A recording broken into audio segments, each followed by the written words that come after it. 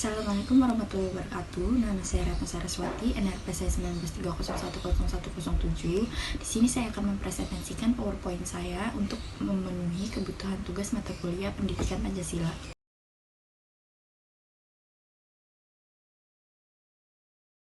Ideologi kapitalisme yang pertama itu ada pengakuan atas hak pribadi. Apa sih pengakuan atas hak pribadi itu?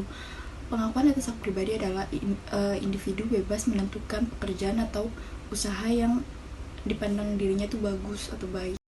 Yang kedua ada the invisible hand. The invisible hand itu campur tangan pemerintah yang sangat kecil untuk membuat perekonomian itu menjadi lebih efisien. Yang ketiga ada manusia dipandang sebagai makhluk ekonomikus. Makhluk ekonomikus itu makhluk yang selalu mengejar kepentingannya sendiri. Yang keempat itu ada lebih efisien. Kenapa lebih efisien? Karena manusia lebih memanfaatkan sumber daya alam yang tersedia. Nah, maka dari itu ini nyambung ke poin nomor 5, yaitu kekurangan sumber daya alam. Kenapa kekurangan sumber daya alam? Karena manusia lebih memanfaatkan sumber daya alamnya sendiri, jadi kita kekurangan sumber daya alam, semakin terkuras.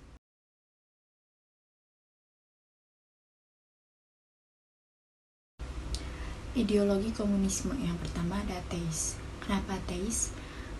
Komunisme ini sifatnya ateis karena tidak menganggap adanya Tuhan.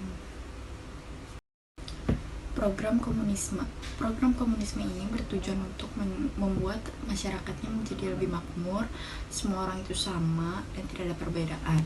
Tapi di program ini ada satu fase yang membuat ini tuh susah terwujud karena ada fase yang namanya diktorat proletariat.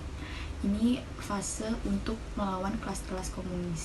Sistem menganut satu partai. Jadi komunisme ini menganut satu partai yang namanya Partai Komunis dan tidak ada partai oposisi lain. Maka dari itu komunisme dianggap tidak menghormati HAM. Teori pertentangan. Jadi teori pertentangan itu masyarakatnya diajar untuk menentang suatu perbedaan. Maka dari itu komunisme itu menganggap semuanya itu rata dan sama. Deparmanen itu adalah salah satu doktrin komunis yang revolusinya itu terus-menerus dan menyebar ke seluruh dunia. Maka dari itu komunisme disebut sebagai go internasional.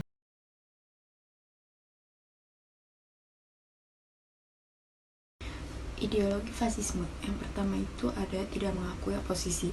Kenapa tidak mengakui oposisi? Karena pemerintahnya sendiri itu hanya dipegang oleh ahlinya. Yang kedua ada tidak rasional. Kenapa tidak rasional? Karena di fasisme ini menganut sistem ketidaksamaan derajat antar sesama manusia. Yang ketiga itu ada otoriter dan totaliter. Jadi ini tuh salah satu ciri fasisme, yaitu pemerintahannya bersifat otoriter dan totaliter. Ultranasionalis itu salah satu sikap yang membanggakan negaranya sangat berlebihan dan merendahkan negara-negara lain yang akan memicu peperangan. Imperialisme itu salah satu sikap untuk menguasai seluruh dunia tapi dengan paksaan dan untuk kepentingan diri sendiri.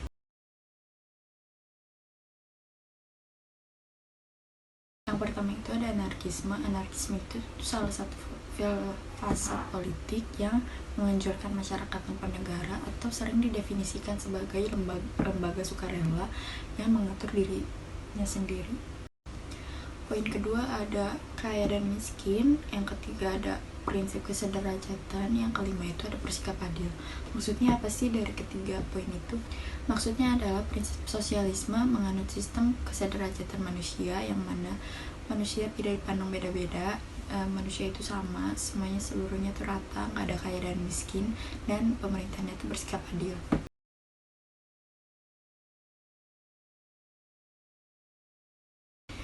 Ideologi Pancasila yang pertama itu ada menyatukan bangsa, dan yang poin kelima itu ada pandangan hidup bangsa. Apa sih nyambungnya?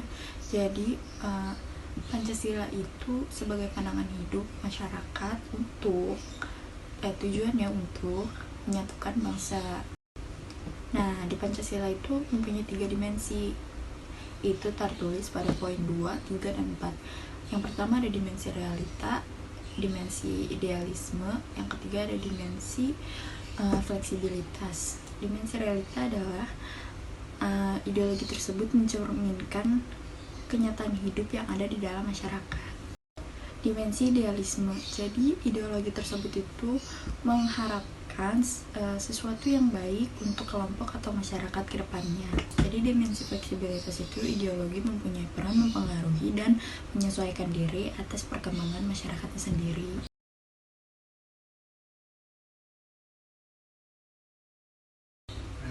Nah, resumennya ada 5. Yang pertama itu ada beragam. Kenapa beragam? Jadi kan tadi saya sudah menyebutkan 5 ideologi. Yang pertama ada kapitalisme, komunisme, fasisme, rasisme, dan Pancasila. Dan yang poin kedua itu ada berbeda-beda ciri. Jadi di setiap ideologinya itu berbeda-beda ciri dan tidak ada yang sama. Terus yang ketiga, negara menganut berbeda-beda ideologi. Kayak kita di Indonesia itu menganut menganut ideologi Pancasila. Di negara-negara lain mungkin beda. Terus yang ketiga itu ada hak dan kewajiban individu. Kenapa hak dan kewajiban individu? Jadi hak dan kewajiban individu itu perannya sangat penting. Begitu juga ada peran pemerintah yang sangat penting. Kenapa? Hak dan kewajiban individu itu sangat penting. Begitu juga peran pemerintah yang sangat penting. Jadi itu dua-duanya berkesinambungan. Terima kasih atas perhatiannya. Wassalamualaikum warahmatullahi wabarakatuh.